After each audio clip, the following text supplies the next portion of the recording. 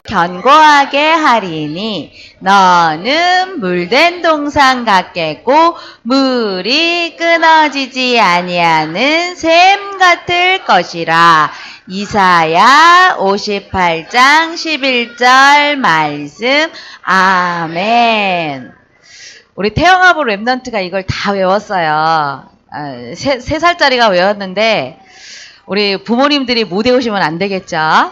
자, 우리 이번에는 우리 아가들 이름 넣어서 한번 축복기도 한번 해볼게요. 말씀으로 하는 축복기도입니다. 자, 시작. 축복이를 항상 인도하여 메마른 곳에서도 축복이 영혼을 만족하게 하며 시은이 뼈를 견고하게 하리니 너는 물된 동산 같겠고 물이 끊어지지 아니하는 샘 같을 것이라. 아멘.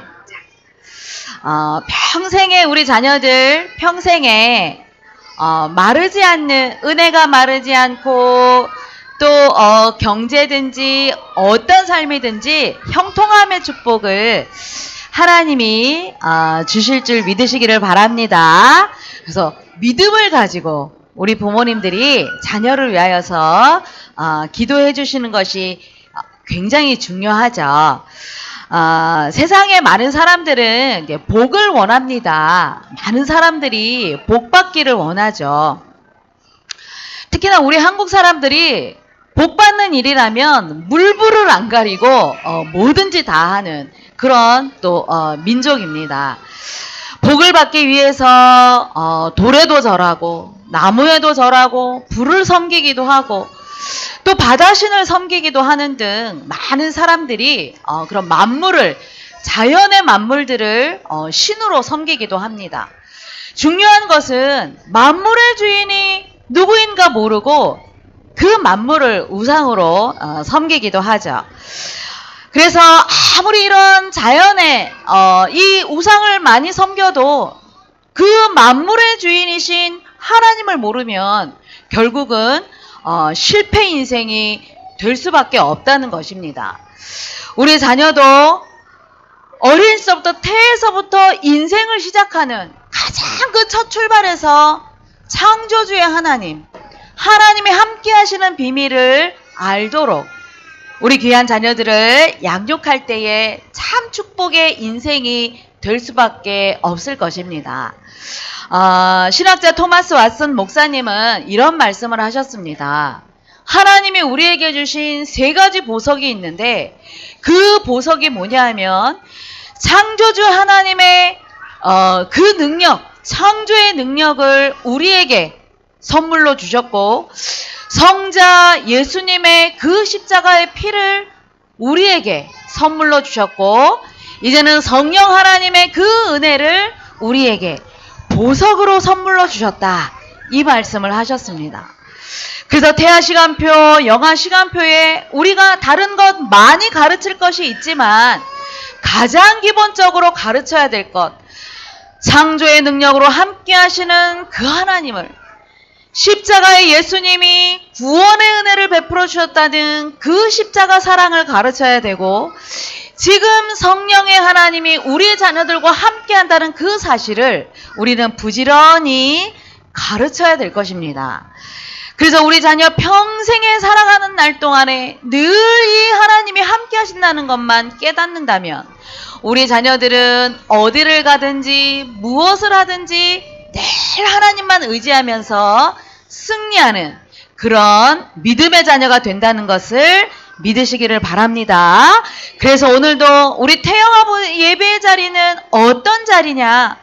우리의 자녀들이 미래를 준비하는 자리, 평생의 축복의 인생을 걸어가도록 준비되어지는 자리라는 사실을 우리 부모님들이 기억하시고 오늘도 예배 속에서 하나님이 주시는 참된 응답을 받아 누리시는 여러분들이 되시기를 바랍니다. 우리 찬양 하나 하겠습니다. 우리 첫째 날은 우리 창조의 하나님을 가르쳐주는 찬양입니다. 우리 열심히 한번 찬양해봐요.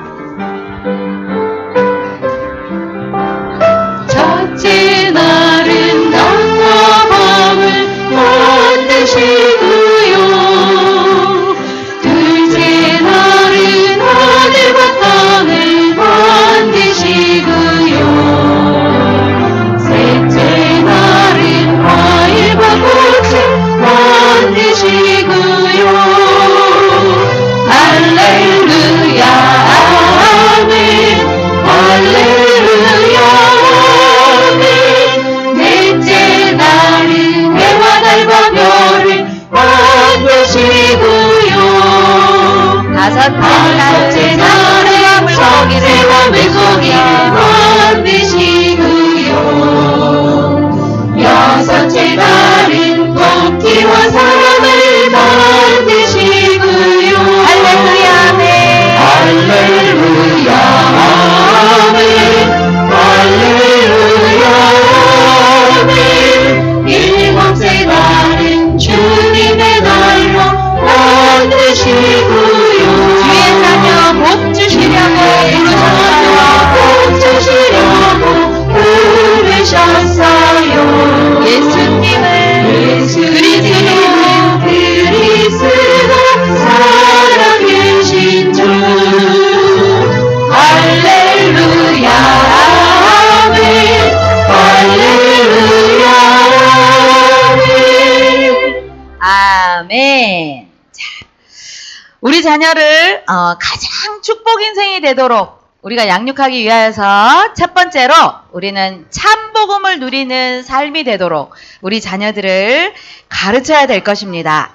오늘 로마서 7장 전체의 말씀은 바울이 너희들이 로마 교회 성도들에게 너희들이 그리스도를 통하여서 이제 복음을 받았기 때문에 참 복음을 누리는 삶이 되라고 참 복음을 강조하고 있죠.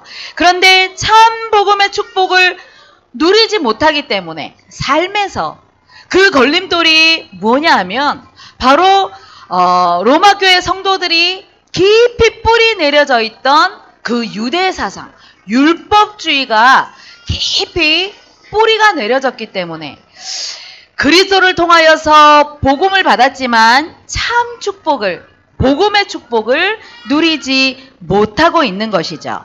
그래서 바울은 유대인의 당시 문화의 그 혼인법의 비유를 들면서 율법과 복음을 설명하고 있는 것입니다. 그래서 로마서 7장 1절에서 3절 말씀을 좀 이렇게 설명을 드리자면 한 여자가 결혼을 했는데 그 남편에게 늘 억눌려서 살고 있었습니다. 당시 법에는 이 남편이 아무리 싫어도 죽을 때까지 그 남편 밑에 살아야 하는 것이 유대인들의 율법이었습니다.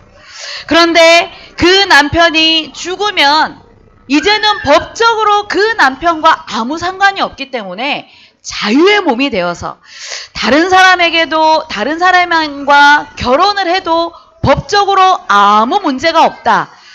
이런 말을 하는 것입니다.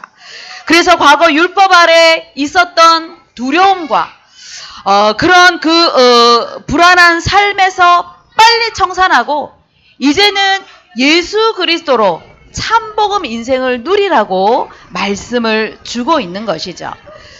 제가 어렸을 때 우리 그 담장 하나 사이로 우리 고모네 가정과 우리 가정이 살고 있었는데요.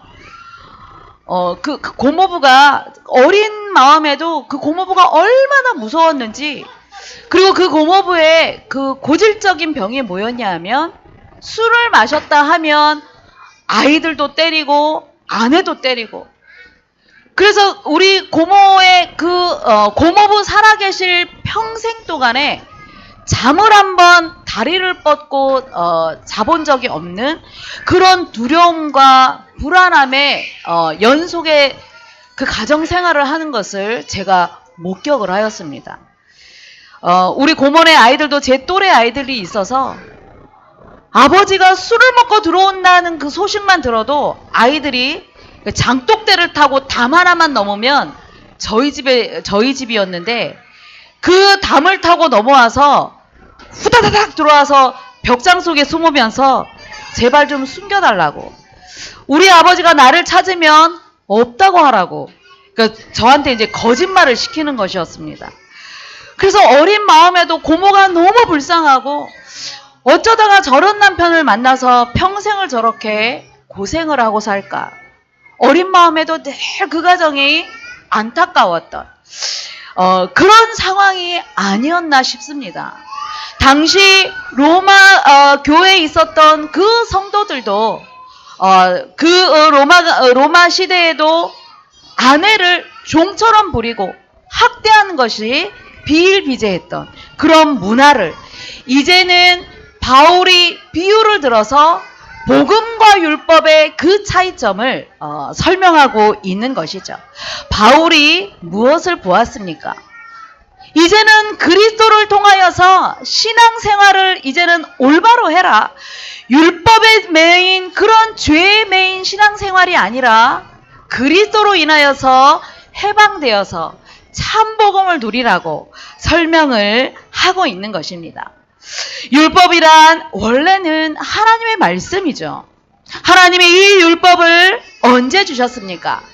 이스라엘 민족이 430년 동안의 애굽의 종살이를 마치고 이제는 지도자 모세를 통하여서 광야길을 갈 때에 하나님이 모세를 시내산으로 불러주셨죠.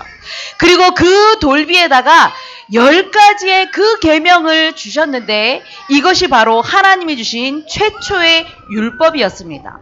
이 속에는 하나님과의 관계, 신앙생활을 어떻게 해라. 그리고 하나는 인간관계, 세상을 살 때 어떤 삶을 살아라. 그 기준점을 하나님이 말씀해 주신 것이 바로 율법인 것입니다.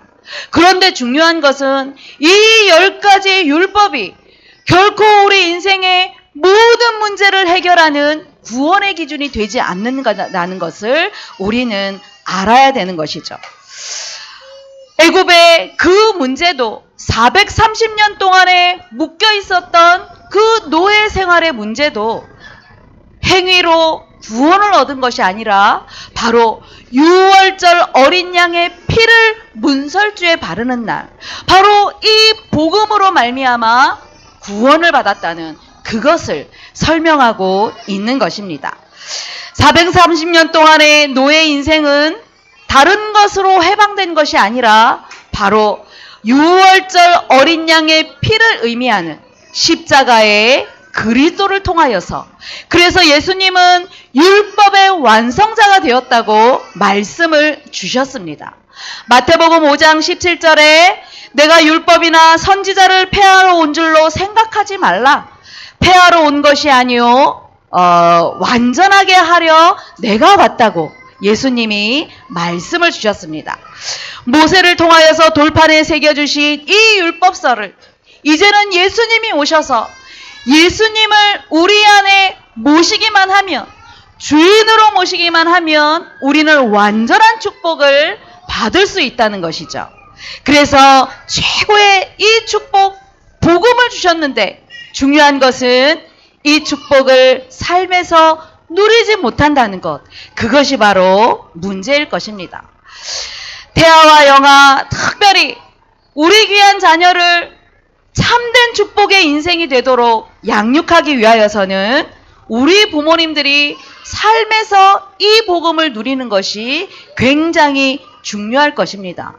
왜냐하면 우리 부모님들은 우리 자녀 인생의 최초의 첫 번째 선생님이 되고 또 여러분들의 삶을 통하여서 우리 귀한 자녀들 인격과 성격이 형성되었기 때문에 정말 중요한 것입니다. 여러분들이 아무리 훌륭한 교육을 해도 하나님이 없는 교육, 복음에 빠진 그 교육은 인격 수준에서, 성격 수준에서 머무를 수밖에 없지만 참된 이 복음이 가미된 그런 여러분들의 삶이 되어진다면 그것이 더 품격이 높아져서 비로소 복음이 가미되었기 때문에 그 인격은 인품이 되어지는 것이고 그 성격은 성품이 되어지는 것입니다.